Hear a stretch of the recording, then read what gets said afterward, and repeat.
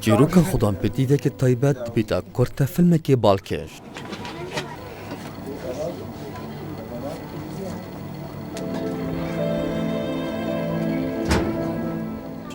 خلیل خودم پدیدی تایبته خلک شنگاله و آوره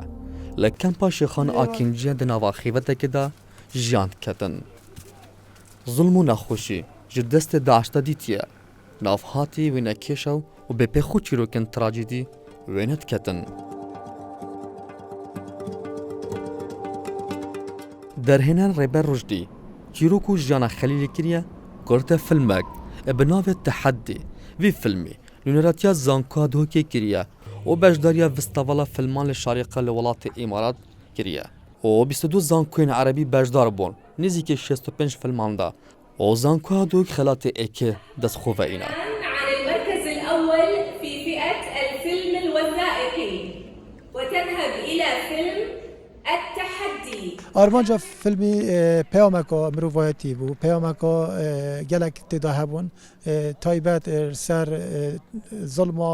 داعش و تروریستی و سر پناوری و سر کسن اوین خدام پیدوی تایبت و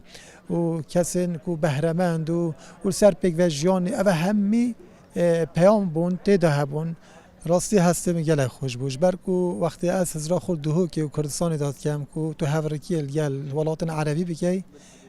22 زانکو و 65 فیلم هسته که گله خوش بوم چه بو و او هست یه باوریه بو چونکه او ناخی مدا مویای کروژه که بیاین آرمانجه که راگر کلیجا زانستن مرواتی ورگتنا و خلاتی بگرینگی دبینیدن و دبیجتن اف خلات یه همی کردستانه لبتنه یا زانکو دوه که وکو زانکو وکو کلیجا زانست مرواتی ما موافقت والگیرتن و همچنین ما شکداری که دوکیومنتاری ناو چالنج آن تحدی ام دکردی نیت ایکیو یعنی چه اشین بجمده چند پیامک دیده هبون